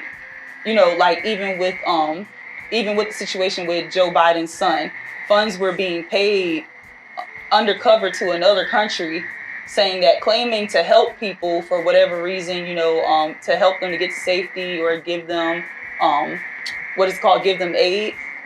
And then you found out that the people receiving the money wasn't the people who needed aid. It was just people trying to get rich. So that's my standpoint from that. So another thing that has been kind of taken away, which is DEI. Mm-hmm. And DEI is also affected of a lot of businesses as well. In what way? Well, I'm going to let you all, that was a question I was going to say, okay, how do you all feel that DEI has affected the business? So I'm going to, for one, I know with Target, that has vastly affected Target, because Target's, their numbers have gone down. Their stock has gone down. They've been going down. They have went down tremendously ever since DEI. Yeah. Actually, no. They proclaimed the numbers back in February, but it actually had been declining because of other things that they have been doing and partaking in. So when did it start declining initially? When they started putting homosexual and lesbian things on the children's clothing, branding it. And why is that important when you're a child? I don't know why people think it's so important to force that on a child. Their sexuality and all that other stuff, like that's just wrong. In my opinion, and this is in my opinion, it's honestly signs of pedophilia to me, for a grown person to enforce a sexuality and figure out what a child likes sexually at a young age. And just putting it on shirts, putting it everywhere and stuff, just putting it in their face like this is what you need to be focused on at your age. I think there's something wrong with that. But it was declining. It declined it declined a lot actually at that time. And it's been declining ever since for different reasons. You know, stocks go up and down all the time. But when that happened, you know, the media made it a really major big thing. And honestly, I don't think DEI is something that's necessary. I don't think it's necessary because it didn't protect black people anyway. If that's the route you were going. Now I assume that was the route you were going, but that might. Though. But you can't assume that's the route they were going. I just asked a question. Okay, well I can do what I want because they never talk. But I You can't assume that that's the route I was going either, because that's not where I was going with that. I can assume I'm in a free country, but that doesn't mean that that's what you were doing. So I'm here to listen to what it actually was. I just assumed firsthand. So that's definitely your opinion, and whatever it helps you sleep at night, that's whatever helps you sleep at night, because that's not where I was going with that. Yeah, you can explain yourself if you want to, and I'll hear it. Or you don't have to. I'm going to let these other ladies answer the question. Do you feel like DEI doesn't only affect Black people or people of color, it also affects people of disability. It actually did affect, I actually know somebody who it did affect. I actually worked with somebody who was a supervisor with me, and she was trying to get a job for so long, and she has autism, and she kept getting pushback because of her autism, and she can now decline a job because she has autism. So she was getting pushback before DEI got canceled? No, when DEI got canceled, she was trying to find a new job. She was trying to find a government job. Actually, she was getting pushback from government jobs for her being autistic. What was she trying to get? What government job was she trying to get? Because it depends on your abilities and disabilities. Like, if your disabilities stop you from getting the job done, then of course you might not get the job. She was trying to look for stuff that was already in her field of office management. Like, managing what? I don't think that really matters. It does matter, because there's a different level of security clearance that you need to get certain jobs, especially a government job. Do you think somebody who's autistic could like to be work a manager, job? be a manager at Walmart is way easier than trying to get a government job. You might get hired at Walmart, but that doesn't mean you're qualified to work for the government. Do you feel like somebody autistic can be president? Or can an autistic person not be president because they're not qualified? Just because they're autistic, I think it depends. I think it depends on their ability and their disability. Like, what actually is their disability? Because, like, if she's a manager right now, obviously she's a different level of autistic than my brother is. See, I have a brother who's autistic, and he can't even go to the bathroom by himself. So it's not just being autistic. It's what is your disability and what is your ability and disability. If your ability if you have the ability to do the job that's to be in the office, which is basically based on what they're doing, is merit, then you can get the job. But but simply just being autistic, like labeling a person as autistic, no, that does not disqualify them from getting a certain job. It's about what they're able to do and what they're not able to do. So, but honestly, having a job at Target or Walmart, being a manager there does not compare to the job qualifications you need to work somewhere like the government, because you actually need a security clearance. So even if you're not autistic, you're not guaranteed to get a job for the government. Okay. So you can go ahead. So do you think that people who are in office now, do you think that they need to have some type of clearance mentally to say that they are capable of being in the office to hold the position that they currently have? Everybody has to go through a security clearance. Yeah, everybody has to have a certain clearance to do what they're doing. They have to have some type of background check. And yeah, you do. I think you do need to qualify for whatever you're trying to do. It depends on what you're trying to do in the office. Like, one person's abilities or strengths might be another person's weakness. So, like, it's not like these bundle of people that's doing everything in the office. It's like everybody has a specific job. So, like, even with the General Assembly, if you want to work for the General Assembly, just because I work at the General Assembly and I might work beside a legislator doesn't mean that I automatically get to become a legislator. I have to have certain experience. I have to have certain qualifications, like degrees, in order to do it. So, going off of that, so I know you're talking about the people in office right now. Mm-hmm. A lot of them are a lot of older people, which DEI would protect. Mm-hmm. Do you think that it's right that these men over certain ages are in office? DEI doesn't protect them or not protect them, because there were older people in office before DEI. Yes. So DEI does not protect them.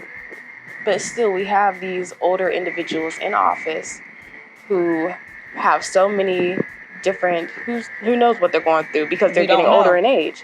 Should they still be in office we have to know what they're going through in order to label. I don't think your age should simply disqualify you, unless, I mean, in the Constitution you have to be it's either 20, it's between 25 years of age or 30 years of age in order to get to be a representative. You have to be above that age, and that's in the Constitution. But other than that, no, I don't think that old age should stop you if you still have the ability to do it. Same with being autistic. I don't think autism should stop you if you have the ability to do it.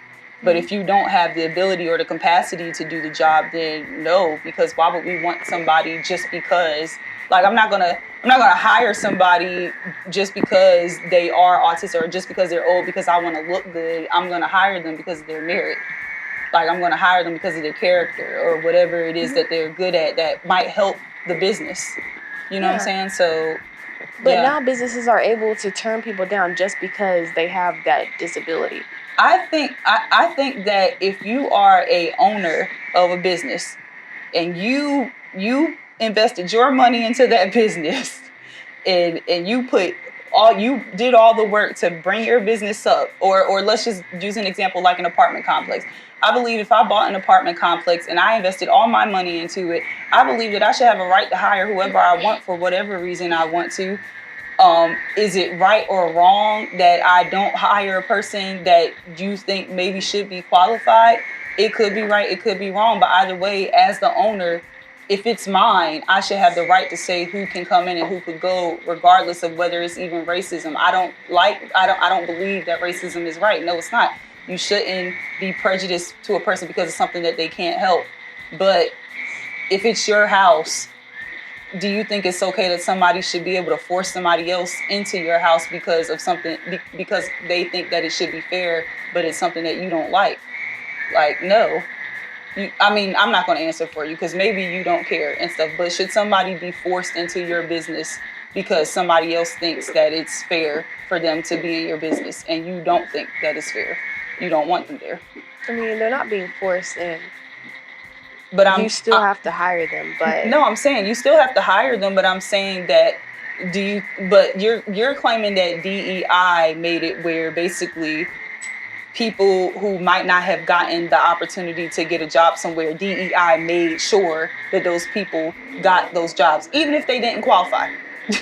And they did. It did. Even if a person didn't fully qualify, it made it where a person could still get that position simply because of the way that they look. I don't think I said that. No, you. I'm not saying you say that. I'm saying that I'm telling you what DEI actually did. Like, DEI allotted people because of color to get, like, the one thing that we were trying to fight. We were fighting against racism, and we put something in place that was racist because DEI didn't protect white people. It only protected colored people and minorities, and it didn't even protect them. Honestly, it was an agenda put in place to be able to push certain types of people into the job places. It didn't protect white people? No, I'm saying it wasn't protecting white people. It was protecting a certain type of people, not color. It wasn't based on color. It was about, okay, like, for instance, a person who might think that they're, and this is me, I think there's something mentally wrong with somebody who thinks that they're a sex that they actually weren't born. Like, so if you were born a man and you think in your head that you're Sally and you're a woman and you're somebody's grandma, I'm not going to hire you at my job because there's something wrong with you. There's something mentally wrong with you if you think that you're something you're not, and you're trying to force everybody around you to honor you as that thing that you're not. Like, there's something wrong with that. And so I don't think I should have to hire you. But DEI would force me to have to hire you because of that. They could go and complain. I could go to jail for not hiring you at my business. Is that fair? That I have to go to jail for not hiring you because I think there's something wrong with you? Well, honestly, I think they would tell off of their vibe, especially during the interview. So we're going off of vibes. A person should be arrested because of a vibe that they got. I'm not saying that at all. I'm saying that they would know off of your vibe how you feel about them, so they wouldn't want to work for you. Oh, you think so? You think that's the case? You think that people don't want to work for a person because they don't like the vibe of the person that they're working for? If I come into an interview with you and I'm transgender and you're making me feel uncomfortable, why would I want to come and work for somebody who's making me uncomfortable? So, as far as what you were just saying, you were saying that people you're saying that people who have autism should be allowed to work in certain places or get better paying jobs. I agree with that. If they qualify for the job and they're able to get the job done, then I think, why not? Why wouldn't they be able to get the job? If you're a business owner, you're a business owner, I'm a business owner, and whoever else is a business owner, rich or poor, we all have the right to choose who's going to work for us. So, of course, there are bad people in this world. There are mean people in this world. And there are people who don't care about whether you're able to do the job or not. They want a specific type of person, or maybe a specific color person. There's strip clubs out there. They want a certain type of body in their strip club. You know what I'm saying?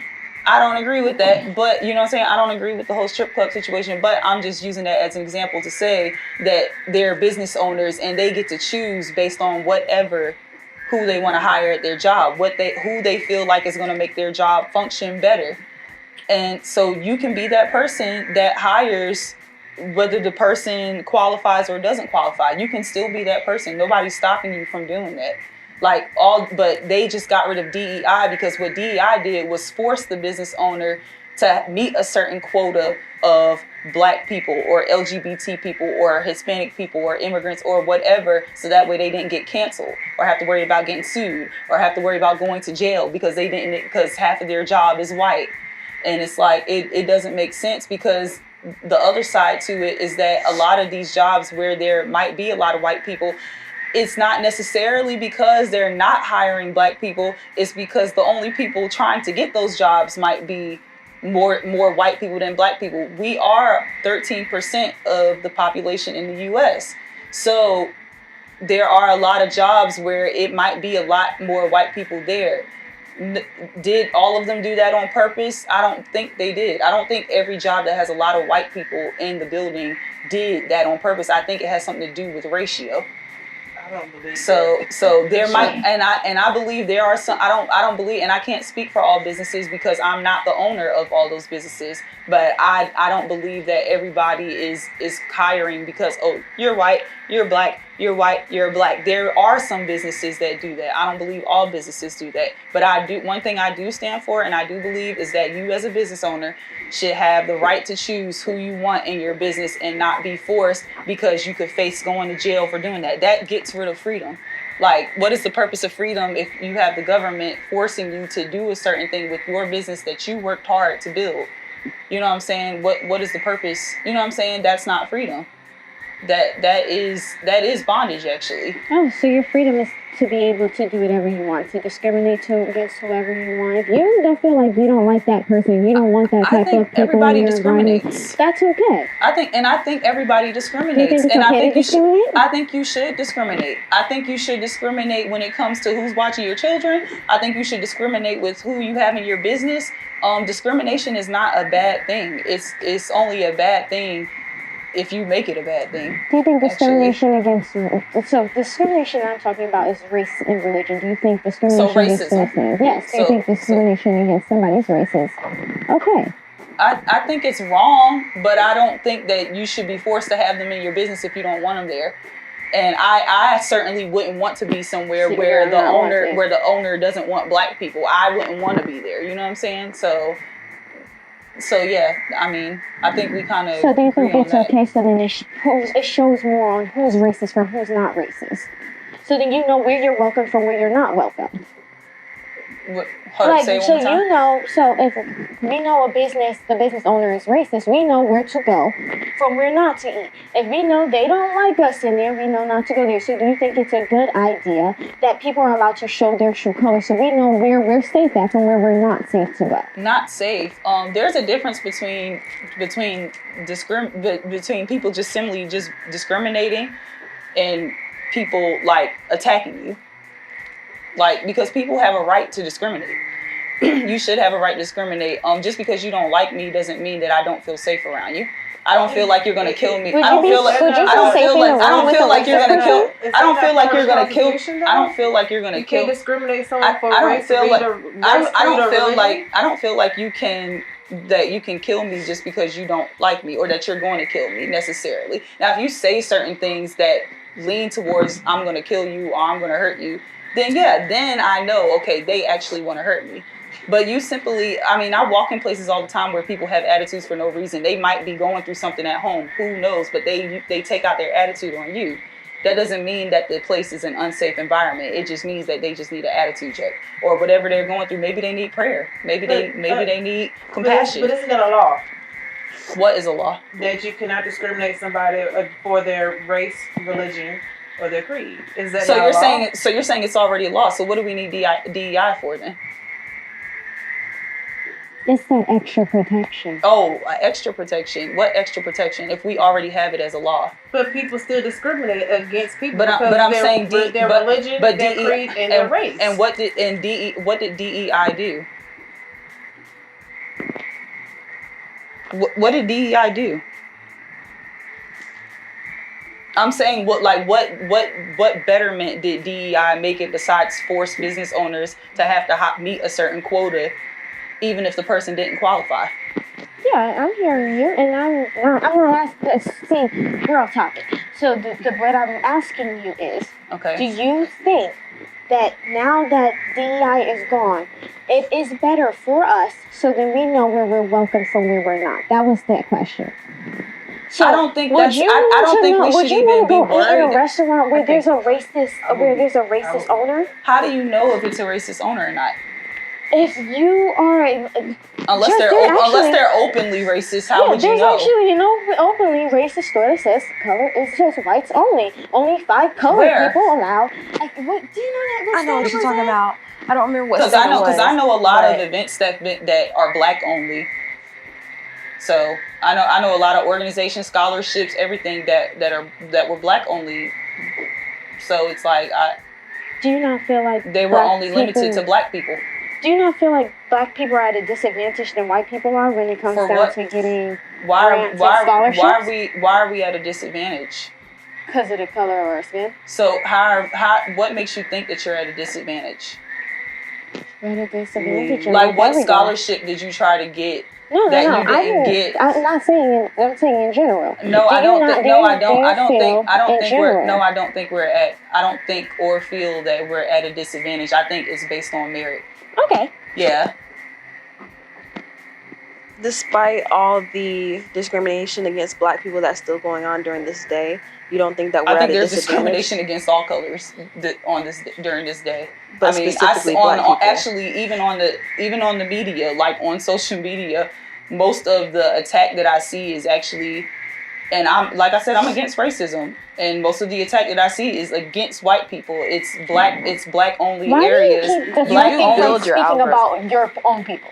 I'm not deflecting anything. Who's deflecting? I'm answering all your questions. But you keep bringing it back to white people when we're saying that we're the ones that are disadvantaged. I'm talking about both of us, and I'm stating facts. I'm stating the fact that on the media, what is being presented more of is black spaces, black scholarships, black only this, black only that, against black the white people. Is that how you feel? Do you feel like No, you're I don't discriminating feel. I against don't white feel. people and other races? No, I don't feel they are discriminating against white people. They discriminate against other races besides what they're for. It's. I mean, there's even an organization that was designed by white people, by a group of white liberals that black people use, to my surprise. That is a black only space, and they literally stand around the area and don't let white people in. They only let black people in, and that right there is segregation, isn't it? Isn't it segregation to do that? It is. So Yeah. So I'm just saying that's pretty much what comes from DEI, honestly. But you're saying that, but the question is, don't you think that we are at a disadvantage? No, Like, I don't think. why is I it? think if you qualify, I think you can be whatever you want to be. So when America I don't think you're disadvantaged. Do you think you're disadvantaged? I know that black people as a whole have a disadvantage. Well, okay. Why do you think you have a disadvantage? I think all of us have a disadvantage being black. But okay, I'm saying, so what disadvantages do you think that you have? Like you said before, we are a smaller ratio of people in America compared to white people. And it's not too far away from slavery And there's been a lot of stuff that's been happening against Black people, like police brutality. Oh yeah, on both sides. I didn't say both sides. I'm talking about Black people. But I'm saying the facts is that it's happened on both sides. Yes. I mean, what the media wants to show you is what the media wants to show you. I'm not talking about the media. I'm talking like from what I've seen, from what we hear, from ear to ear, mouth to mouth. Yeah. But we have been discriminated against since. That sounds more like power, though, because police brutality is not just one color. There are Black people that are brutal, and it's because they have power and they don't know how to control their power. So it's both. It's really both. I mean, there are some racist people out there.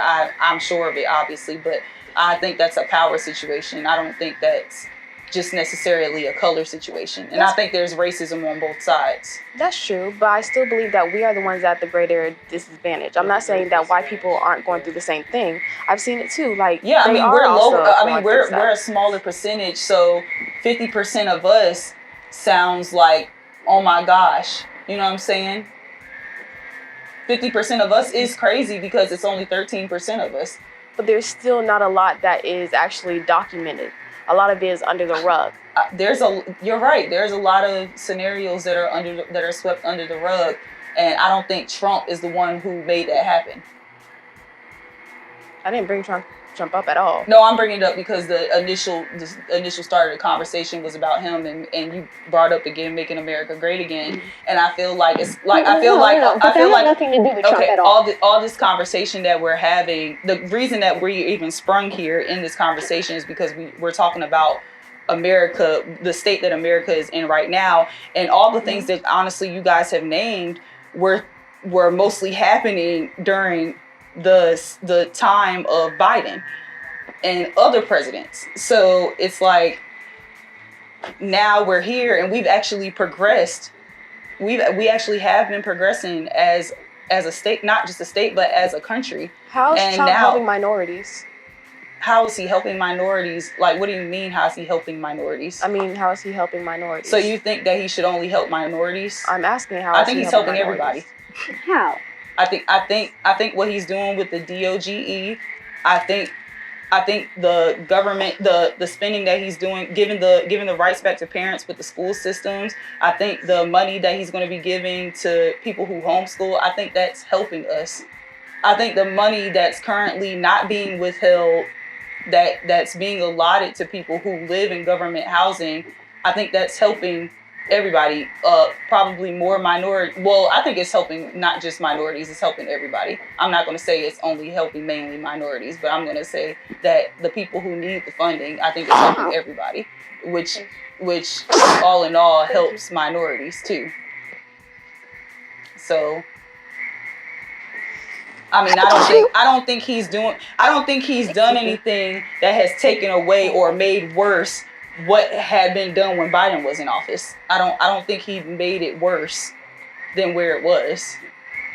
So because then I mean, if you feel like he made it worse, then I would ask, like, what do you think he did that made our economy worse? So if I can jump in with another question, I kind of, because we're now like stuck in that space, and I want to kind of move on to, not saying that what we're talking about or you all discussing is important, because it's definitely very, very important, but I also want to bring up another topic if I may. Yay! So I want to go back to talking about tariffs. Mm-hmm. Now, tariffs, the extra taxes being charged on imported goods coming from wherever at this point, not just coming from just China. Oh yeah, from Italy, from Canada, from us, from England, that we are paying. We've been bullied for a long time. But Trump is now raising the prices that we're having to pay. No, that other countries have to pay, and then they're taxing us, so we're still paying for this. Yeah, but not all the countries. You're talking about China right now, because most of the countries actually have agreed to the duties that Trump has asked for. Has Canada agreed to that? As far as I'm concerned, yeah, Canada agreed. Yeah. We can look it up together right now. You can look it up. Definitely pull it up. I don't think that Canada agreed to that. I think Canada was definitely. Canada was giving us immunity to come there because of Trump's administration. and that they were Yeah, still so going you to be could come charged in. extra You money can for get tariffs. you can get administration to come and stay with them. You can come and stay with them because of staying here, and you can get your citizenship faster that way. That loud. You don't want to do that. I kinda want Canada announces new you can support run for there. Canadian You can get your businesses passport. affected by U.S. tariffs. Okay, that doesn't really- April 15th. Okay. The Minister of the Finance, Honorable, today announced new measures for Canadian businesses and entities affected by the tariff dispute between Canada and the United States. The measures include the remission. So, are you saying that Canada is putting tariffs on us and it's making us have to pay more? Well, initially the tariffs came from the U.S. No, initially we were the ones that were having to pay the extra taxes and fees for the imports. We're actually still paying. So the extra so taxes we didn't start it. Other countries actually started that, and he's just trying to get us at a stable point. Do you think him raising them is going to help us lower Actually, ours yes. from Actually, other countries? for a lot of countries that have agreed to, and I can actually go to his, instead of just doing that, I can just go to his page.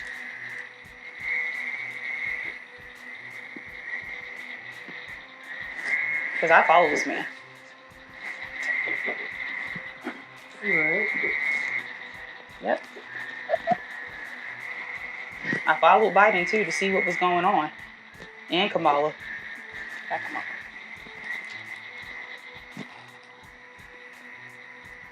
So, if it comes to a point where we do not get any more imported goods, you think that's Has going that to happened?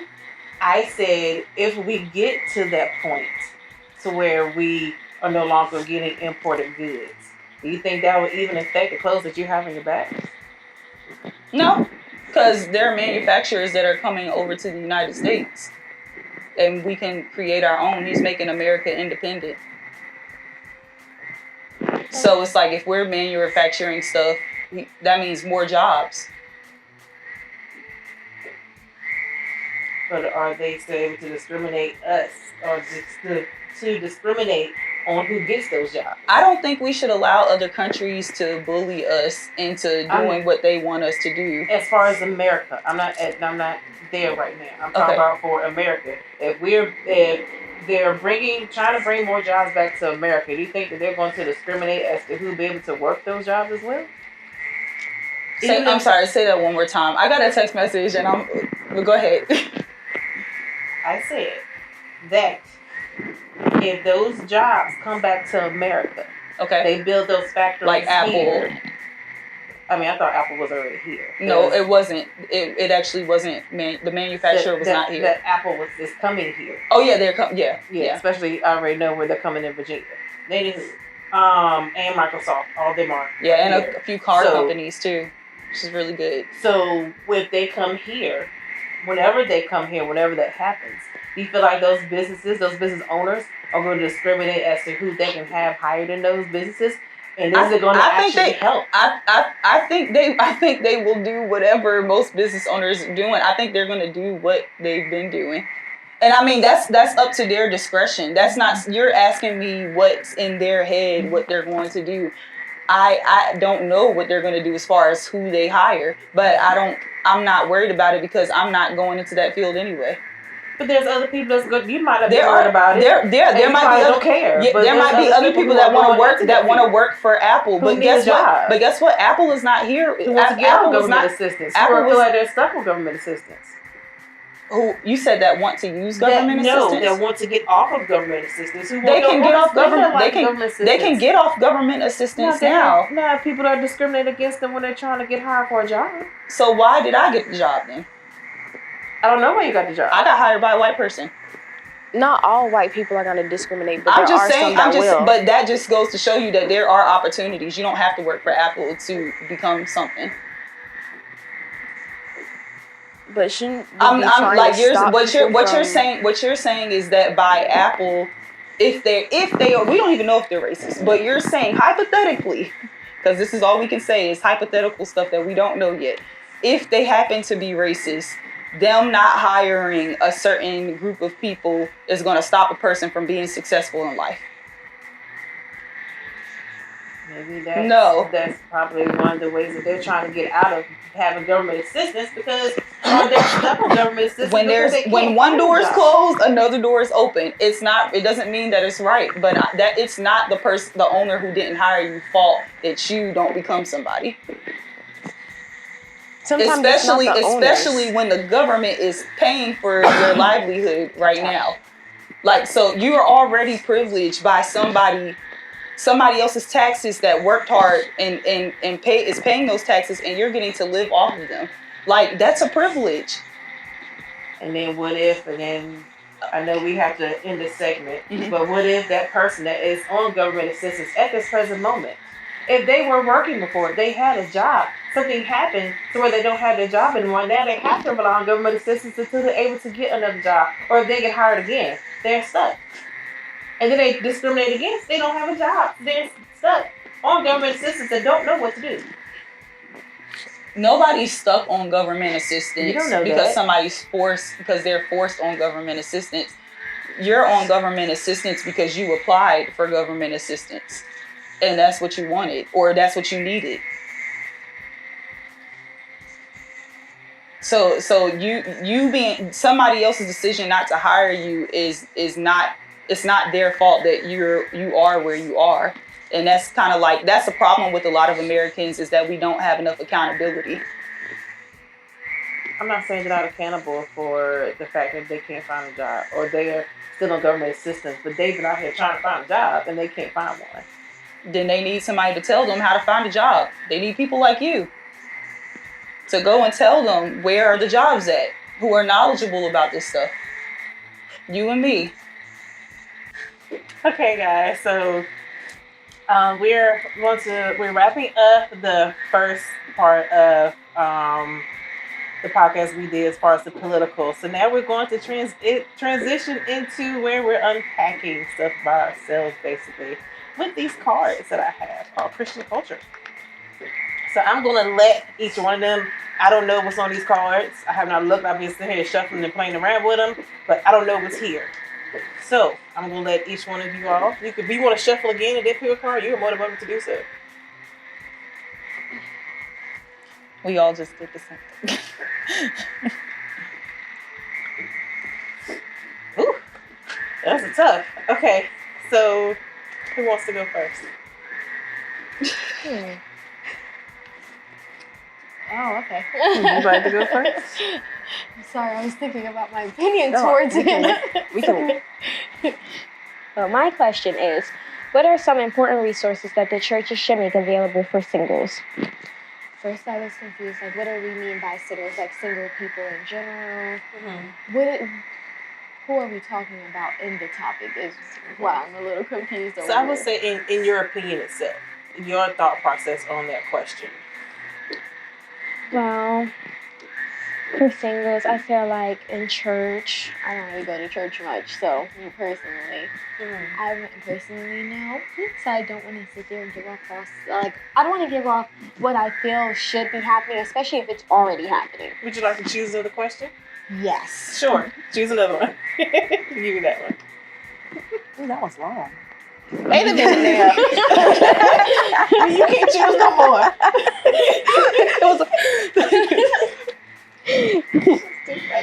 Okay, go ahead. You go. Okay. Come back to me. Okay, we'll come back. Sometimes life puts us on hold and leaves us waiting. Mm-hmm. We see multiple people in the Bible experience these in painful ways, such as Joseph. How can you cultivate patience when you are waiting on God? Whew. That's deep. Yes, hold on. Wow, how would I answer this? So, cultivating patience. I actually talked about this with somebody recently. How if you pray for patience, God is going to put you in scenarios that force you to have that patience instead of giving you patience. Mm-hmm. So, you can cultivate it by really working on yourself. You know, put yourself in different scenarios, or you might be in those scenarios where you have to think like, hey, what can I do? Like, I need to calm myself down because, you know, this isn't going to solve anything. If you want something, you have to work hard towards it. And that's your patience too. You're it's going to be a slow process sometimes, but that's still you being patient. Hey, I want a new job, but I have to wait at this one. Keep on doing what I got to do the best I can before I can move forward. Or say, for example, you're single and you want a husband. You have to be patient for that because the husband finds you. So you just have to keep on living your life. Of course, pray and just wait. Okay. Everything will come. It will. Definitely in due time. With Yes. a lot of patience. Because if you rush something, you're going to end up with something that you don't want. Like, say you pray for something like a new friend. You're going to get the worst friend ever. They might start off sweet, but then they end up turning into a narcissist, manipulative, anything. Like, example. And you're like, why is it like this? I prayed for this, blah, blah. But it's because you're trying to rush something instead of being patient and getting what you really need, what you want. Something, a friend that's going to treat you like you're the best thing in the world.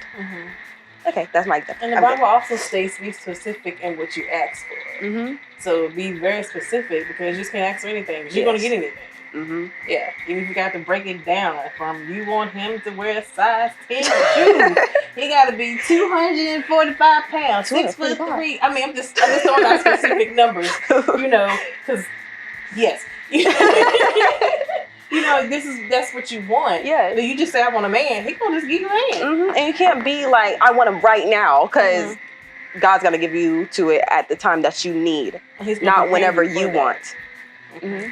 Yeah, because you could get the best person in the world, but if you're not prepared, you're gonna run him away. This is true. Very true. Very true. Can I switch my card? Because it's boring. Did you read it out loud first? See what it was? So we can I read it, but it's kind of boring. We didn't hear it. She read hers out loud. It's okay, because I feel like I'm going to be forced to do it anyway if I say it. Well, the next card you can't change again. Okay. What is the most important lesson you learned in the past year? That's my question. So in the past year, dang, I feel like I learned a lot of lessons. There's one in particular that was the most impactful. Okay, I will say, think before you speak.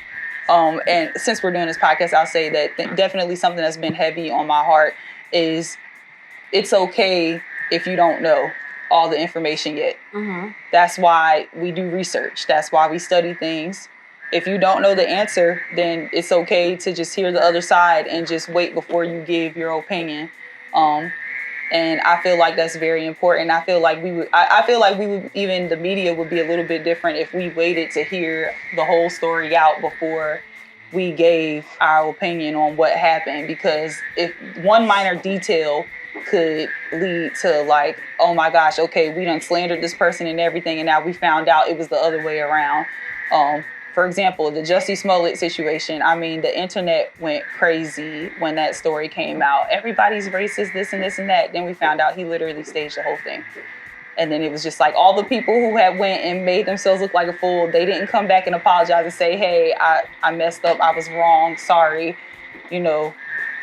So, and I mean, that's usually how it happens. But yeah, definitely something for me was, and it's something that I need to just do more of. It's like, if I'm not sure of it, just wait, and it's okay, because you're going to get another opportunity to say it. Just God is going to open up an opportunity for you to say what needs to be said.